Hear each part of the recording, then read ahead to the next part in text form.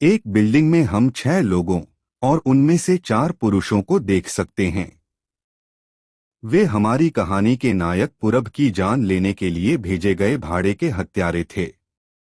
4 हत्यारे, पूरब और उसकी बहन। पूरब ने अपनी मृत बहन के शरीर को धीरे से जमीन पर रखा और बोला, वो इसका दंड उनके खून से करेगा। लेकिन ये शख्स जो कि हथियारा था सिर्फ हंसते हुए कह रहा था कि पूरब रस्सी जल गई लेकिन बल नहीं गया। अचानक पूरब तभी एक अत्यधिक काय से युक्त घूंसा मारता है, जिससे सभी हत्यारे स्तब्ध रह गए और इस वजह से इन हत्यारों ने मिलकर उस पर हमला करने का फैसला किया। लेकिन पूरब ने अपनी असली कायी शक्ति का इस्तेमाल किया और परिणामस्वरूप उनके सभी विरोधी हवा में उछल गए और उस क्षेत्र में एक बड़ा विस्फोट हुआ, जिससे सभी हथियारे मारे गए। पूरब भी अपने इस घातक वार वो देखकर चकित था। वो जिंदगी भर जिस ताकत की तलाश कर रहा था, शुद्ध काय, वो उसे जिंदगी के आखिरी लम्हों में मिली। इस वार की ताकत इतनी थी कि पूरब का शरीर भी इसे नहीं झेल पाया और पूरब की भी अपनी बहन के साथ मृत्यु हो गई। इससे पहले कि वह वर्तमान समय में मर पाता, आकाश में एक बहुत उज्ज्वल वस्तु चमक रही है जो भारत देश में गिरने जा रही थी। क्या तुम अपने बहन से कुछ कहना चाहेंगे? यह एक लड़की ने बोला जो अपने भाई को जगाने का प्रयास कर रही थी। अचानक से पूरब जो श्रीवास के शरीर में था, जागा। ये देखकर लड़की ने उसे गले से लगा लिया, जैसे उसने अपने भाई को लंबे अरसे से देखा ना हो। उसकी बहन के अनुसार श्रीवास को एक द्वंद्व में मार दिया गया था, इसलिए वो बहुत चिंताग्रस्त थी। सभी डॉक्टर्स ने उसे मृत घोषित कर दिया था, लेकिन पूरब कंफ्यूज्ड था कि ये लड़की कौन है और इसने मुझे गले क्यों लगा रखा है। और हैरानी की बात है, उसके हाथ इतने छोटे कैसे हो गए और ये जगह कौन सी हैं? फिर पूरब को अपनी बहन की याद आई। उसने पूछा, मेरी बहन कहाँ है? लेकिन लड़की ने कहा, क्या तुम अपनी यादाश्त भूल गए हो? मैं ही तुम्हारी बहन हूँ। ये लड़की उसकी बहन जैसे लग तो रही थी, लेकिन कुछ फर्क था।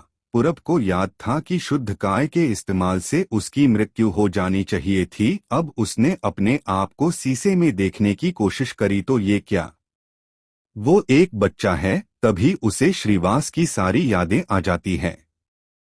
श्रीवास एक गरीब परिवार का लड़का जो समचाने गांव में पैदा हुआ, अपने पिता और बहन के साथ रहता था। देवा विद्यालय में उच्च दर्जे के बच्चे इसे बहुत परेशान किया करते थे, क्योंकि ये निचले दर्जे से संबंध रखता था। पिछले जन्म में पूरब बिना माता पिता के रहा था, लेकिन इस जन्म में इसके पास पिता थे। अब पूरब को समझ आ गया, इसका पुनर्जन्म श्रीवास के शरीर में हुआ है। तभी बिना कुछ सोचे समझे अचानक से पूरब ने अपने पिता के बारे में पूछा, लेकिन लड़की ने इसे प्रश्न पूछने से मना किया और बोली, तुम केवल अपने स्वास्थ्य पर ध्यान रखो, आगे चलकर तुम्हें ही अपने किल्लुआ समूह का ख्याल रखना है। इस पे श्रीवास बोला, क्या पिताजी साल्व की परिवार को ढूंढने शहर गए हैं? तो इस पे लड़की ने बोला, नहीं, वो मुझे बता के नहीं गए हैं। साल्टो समूह, जिससे साल्व संबंध रखता है, देश की सबसे ताकतवर समूह में से एक हैं। इसके ताकत के आगे कमजोर किल्लुआ समूह टीक नहीं पाएगा। मुशोंग ने अपनी बहन को बोला, भैया श्रीवास मरे नहीं है, हमें जल्दी से पिताजी को वापस बुलाना होगा। जीवर को पिताजी को फौरन वापस लाने का हुक्म दिया गया।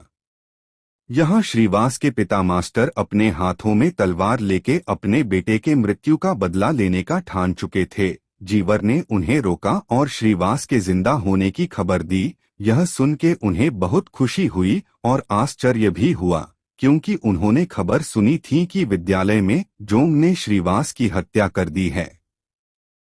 इस खुशी की खबर सुनते ही किल्लुआ लायन अपने घर की ओर आवाज दी, किल्लुआ श्रीवास तुम कहाँ हो? और खुद जाके उसे गले से लगा लिया। फिर मामला शांत होने पे किल्लुआ लायन ने श्रीवास से पूछा, विद्यालय में क्या हुआ था? फिर पता चलता है कि जोंग ने उसे मजबूरन द्वंद्व में घसीटा और उसकी हत्या करने की कोशिश करी, इससे पहले उसके पिता कुछ कह पाते। श्रीवास बोल उठा, आप घबराइए नहीं, अतीत की बातें अतीत में रहने दे और आगे क्या होना है उस पे ध्यान दे। श्रीवास के लिए जोंग और उसका समूह मक्खी के समान था और वो उन पे ध्यान नहीं देना चाहता था बल्कि पूरे भारत का राजा बनाना चाहता था। श्रीवास वैसे तो जोंग और उसके समूह से डरता था, लेकिन चूंकि अब श्रीवास के शरीर में पूरब का जन्म हो चुका था और पूरब ने शुद्ध काय में महारत हासिल कर ली थी, तो उसे डरने का कोई कारण नहीं था। किल्लू लायन अपने बेटे को मौत के दरवाजे से वापस आता देख खुश थे, लेकिन उन्हें एक बात का आश्चर्य हो रहा था, श्रीवास इतना शांत कैसे हैं। किल्लुआ लायन ने अपने बेटे को देव विद्यालय जाने से मना किया और खानदानी बरसों से चली आ रही मार्शल आर्ट्स खुद सिखाने का वादा किया। उन्होंने ये भी बताया कि किल्लुआ समूह के पूर्वज अमीर और ताकतवर हुआ करते थे, लेकिन अभी के हालात कुछ सही नहीं हैं। तभी कोर आई और बोली, श्रीवास अभी तुम्हें घर पर ही रहना चाहिए, आज ना कल वो तुम्हें फिर मारने का प्रयास करेंगे। श्रीवास बहुत गर्मजोशी से बोला, वो बाघ ही क्या जो बिना अपनी मर्जी के दहाड़ भी ना लगा सके। पूरब को अपनी पिछली जिंदगी से सीख ले चुका था और वो अपने घर परिवार को दोबारा नहीं खोना चाहता। वो ये ठान चुका था, हर कीमत पर वो इस समूह को बचाएगा और इसे एक नई बुलंदी पर लेके जाएगा। श्रीवास का बदला रूप देखकर सब चौंक गए। वो इससे पहले कुछ बोल पाते श्रीवास बोला, पिताजी मैं थोड़ा आराम करना चाहता हूँ। यह सुनकर सबने श्रीवास को आराम करने के लिए अकेला छोड़ दिया। आराम करते हुए पूरब सोच रहा था जोंग समूह किल्लुआ समूह को क्यों मारना चाहता था।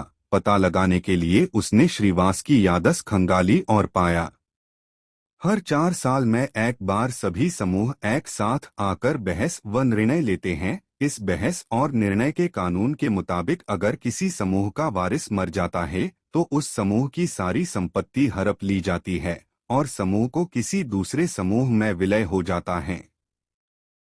सुबह श्रीवास को दरवाजे पे एक आवाज आती है। जीवर उसकी दूसरी बहन उसको नाश्ता देने आई और बोली, दया तुम्हारे विद्यालय से तुमसे मिलने आया है और वो हॉल में इंतजार कर रहा है। श्रीवास ने सोचा ये कमजोर चालक लोमड़ी इस कारण से नहीं आया है बल्कि ये देखने आया है कि मैं जिंदा हूँ या नहीं। उस दिन द्वंद्व के दौरान दया ने सब कुछ देखा, लेकिन फिर भी उसके पिता से झूठ बोला कि गलती से ये हादसा हो गया।